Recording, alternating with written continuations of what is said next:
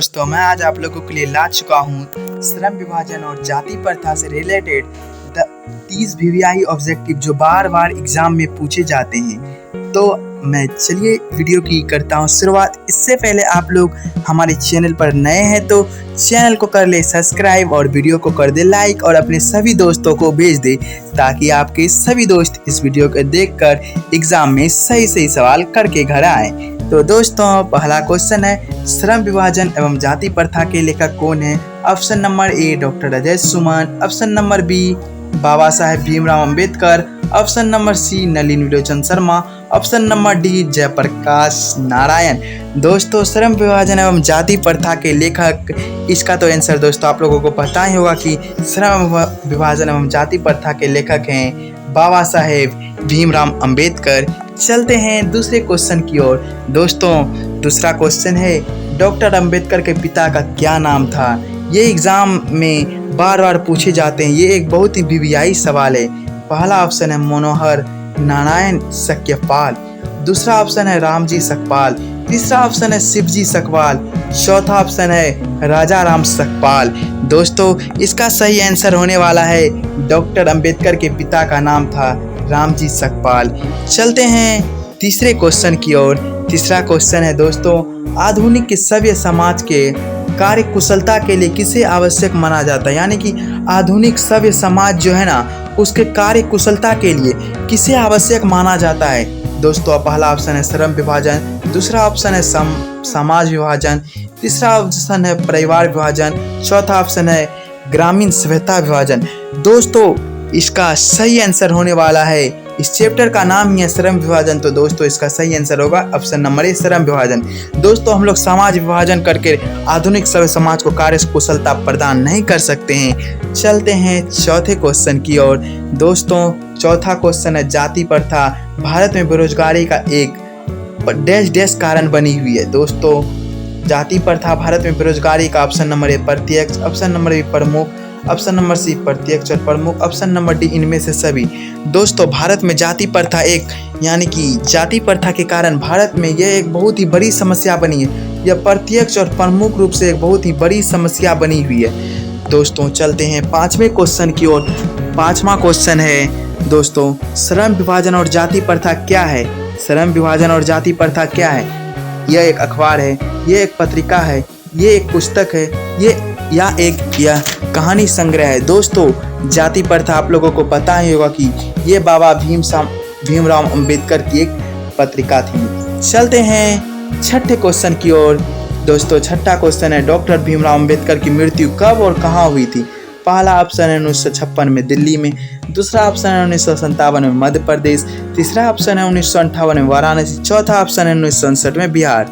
दोस्तों इसका आंसर मैं बता दूं कि बाबा भीमराव अंबेडकर की मृत्यु 1956 में दिल्ली में वो स्वर्ग सिधार गए थे। चलते हैं सातवां क्वेश्चन की ओर। दोस्तों सातवां क्वेश्चन है, डॉक्टर भीमराव अंबेडकर का जन्म कब हुआ था? 14 अप्रैल 1988, 14 अप्रैल 1989, 14 अप्रैल 1890 या 14 अप्रैल 1891। दोस्तों बाबा भीमराव अंबेडकर का जन्म आप लोगों को पता ही होगा कि बाबा भीमराव अंबेडकर का जन्म 14 अप्रैल 1891 के हुआ था।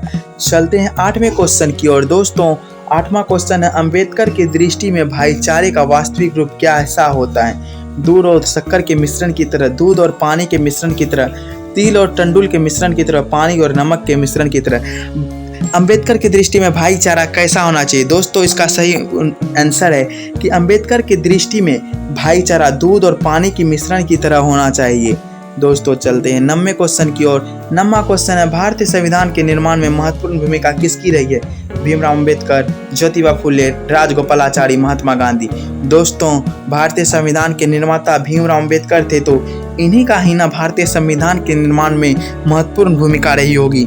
चलते हैं 10वें क्वेश्चन की ओर। दोस्तों 10वां क्वेश्चन है, सब समाज की आवश्यकता होती है जाति प्रथा के लिए, श्रम विभाजन के लिए और अनुबंध के लिए या दूध पानी के लिए। दोस्तों सभ्य समाज की आवश्यकता क्यों है? यानी कि हम लोग अगर श्रम विभाजन कर लेते हैं तो सभ्य समाज की आवश्यकता हमें पड़ेगी। चलते हैं 11वें क्वेश्चन की ओर। दोस्तों 11वां क्वेश्चन है, प्राथमिक शिक्षा प्राप्त करने के बाद अंबेडकर उच्चतर शिक्षा प्राप्त करने के लिए कहाँ गए थे? इटली, दक्षिण अफ्रीका, न्यूयॉर्क, दक्षिण कोरिया। दोस्तों बाबा भीमराव अंबेडकर अपनी उच्च शिक्षा प्राप्त करने के लिए न्यूयॉर्क गए थे। चलते हैं 12वें क्वेश्चन की ओर। दोस्तों 12वां क्वेश्चन है, अंबेडकर चिंतन व रचनात्मक के लिए प्रेरक व्यक्ति थे किसके? बुद्ध, कबीर, ज्योतिबा फूले या इनमें से सभी। दोस्तों अंबेडकर के रचनात्मक के लिए प्रेरक, उनके प्रेरणा के लिए कौन सब जिम्मेदार थे? दोस्तों इनमें से सभी, बुद्ध भी थे, कबीर भी थे और ज्योतिबा फूले भी थे। चलते हैं 13वां क्वेश्चन की ओर।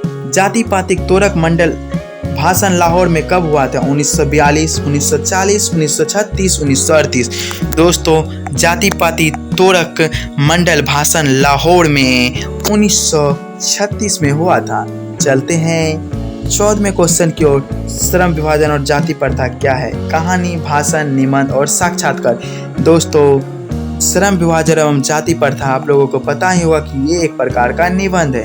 चलते हैं 15वें क्वेश्चन की ओर। 15वां क्वेश्चन है, निम्नलिखित रचनाओं में कौन सी रचना डॉक्टर अंबेडकर की है?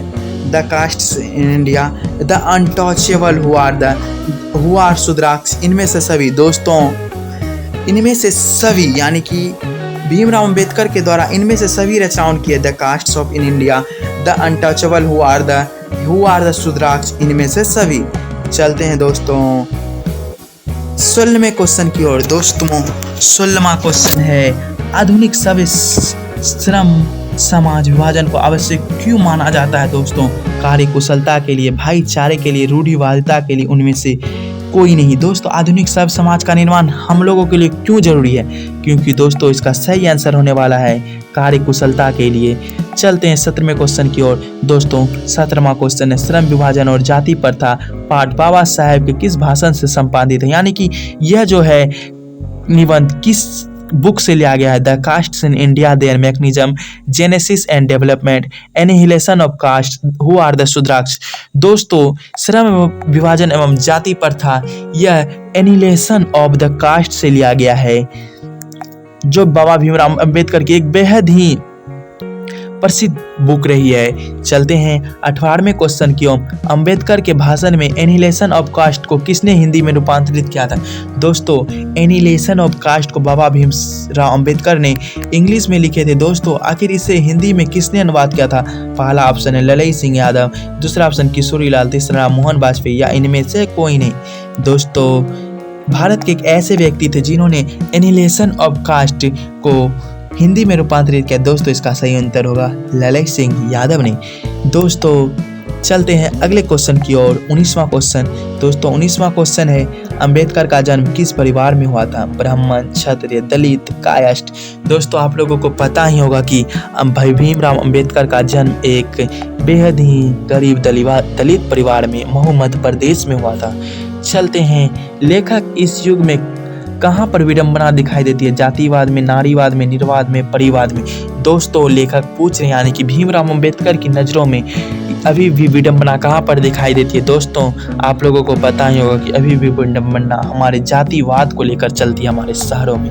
दोस्तों चलते हैं अगले क्वेश्चन की ओर। डॉक्टर अंबेडकर के माता का क्या नाम था? रानीबाई, कुंतीबाई, शीलाबाई, भीमाबाई।